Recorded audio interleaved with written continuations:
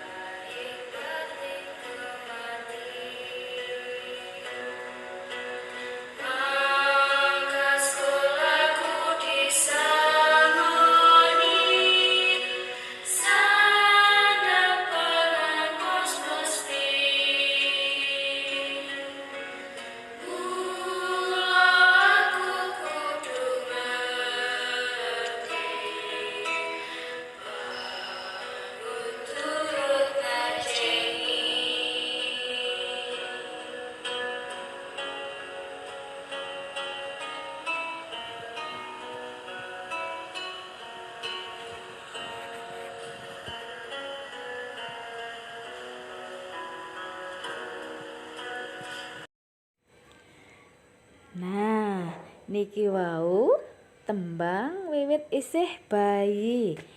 Tembang wiwit isih bayi kalebu tembang dolanan, yaiku tembang sing ditembangake bocah-bocah. Tembang wiwit isih bayi nyeritakake bab kewajiban anak marang wong tuwa. Mula anak kudu bekti, boten pareng nglawan utawa nyakiti ati bapak lan ibu. Nah, sinten lare-lare ten mriki sing tasih nglawan bapak lan ibu ten griya? Nah, bapak lan ibu niku kedah dihormati, kedah disayangi, nggih, boten pareng disakiti. Nek disakiti, mangkin bapak lan ibu sedih, nggih. Mangkin lare-lare dados anak durhaka. B. Wangsulana pitakon iki. Jawablah pertanyaan ini. Jawaban sesuai teks lagu wiwit isih bayi tadi. Tulodo, contoh. Pitakon, sapa sing isih bayi ing tembang iku? Wangsulan, sing isih bayi ing tembang yaiku aku. Sakniki gawe kaya tulodo, buatlah seperti contoh. Nomor setunggal, sapa sing ngopeni nalika isih bayi? Wangsulan, sing ngopeni nalika isih bayi yaiku titik-titik. Sinten sing ngopeni nalika isih bayi? Leres. Sing ngopeni isih bayi yaiku wong tuwa. Nomor kalih, pitakon, sapa sing gemati nganti temeka saiki? Wangsulan, sing gemati nganti tumeka saiki yaiku titik-titik. Sinten sing gemati nganti temeka saiki? Leres, yaiku wong tuwa. Nomor 3, pitakon, sapa sing nyangoni nalika mangkat sekolah? Wangsulan, sing nyangoni nalika mangkat sekolah yaiku titik-titik. Sinten? Leres, Sing nyangoni nalika mangkat sekolah yaiku bapak lan ibu. Nomor sekawan. Pitakon. Yen karo wong tuwa kudu kepriye? Wangsulan. Yen karo wong tuwa kudu titik-titik. Nah, kepripun? Kalih wong tuwa kedah napa? Nggih, leres. Yen karo wong tuwa kudu bekti. Lare-lare sakniki cobi gatekake. Tirokne tembung iki, tirukan kata-kata berikutnya. Kalian diminta untuk mengikuti atau menirukan kata-kata yang diucapkan oleh ibu guru, ya. Nah, sekarang ketoken kukumu. Artine potonglah kukumu. Jungkatono rambutmu. Sisirlah rambutmu. Benikno klambimu. Kancingkan pakaianmu. Tatanen bukumu. Rapikan bukumu. Lungguha ing kursi. Duduklah di kursi. Ngadeka ing ngarep kelas. Berdirilah di depan kelas. Wisuha sikilmu. Cucilah kakimu. Wisuhono tanganmu. Cucilah tanganmu. Bocah-bocah, dhewe saiki arep sinau ajar nulis huruf Latin utawa tegak bersambung. Nah, buku sing dienggo kanggo nulis Latin yaiku buku halus. Buku halus kuwi buku sing akeh kolome cilik-cilik, sing garise akeh. Nah, sing dienggo iki bukune kolome eneng 5. 1, 2, 3, 4, 5. Nah, anggone dhewe nulis kuwi nang kolom sing ketelu utawa sing ketengah, ya. Jirolu. Nah, sing tengah utawa sing ana tanda titike. Saiki gatekke Bu Guru arep nulis tulisan Latin. Gatekke ya. Untu. Huruf U. U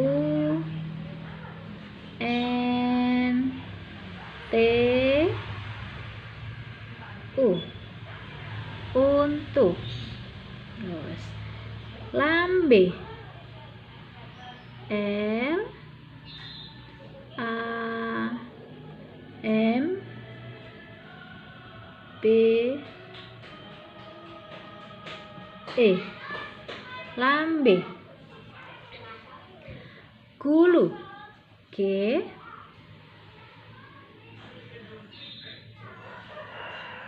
U L U. Gulu. Janggut. J A N G G U T. Janggut. Saiki nulis jenggot. J E N G G O T. Jenggot. Bathuk. B A T H U K. Bathuk. Nah, iki jene kurang titik. Pipi. P I P I. P I P I. Pipi. Saiki dodo. D H A D H A diwaca dodo.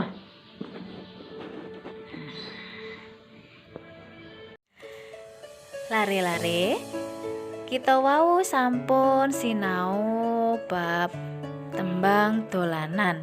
Tembang dolanan iku wau tembang sing ditembangake bocah-bocah utawa sing dilagoke bocah-bocah. Tembang wiwit isih bayi kuwi mau nyeritakake sikap anak marang wong tuwa. Kepripun kedahe anak marang wong tuwa? Nah, sikap anak marang wong tuwa yaiku kudu bekti, kudu hormat. Nggih. Lare-lare sakniki cobi garapan latihan nulis huruf tegak bersambung.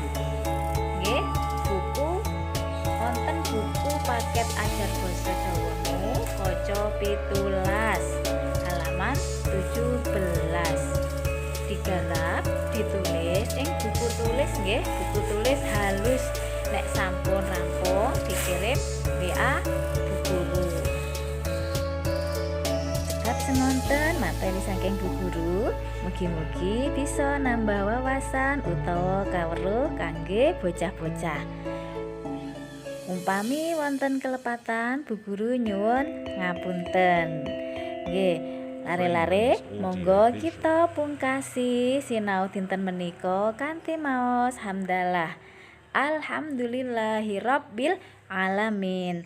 Wassalamualaikum warahmatullahi wabarakatuh. SDN Sleman Yogyakarta, sekolah santri berprestasi.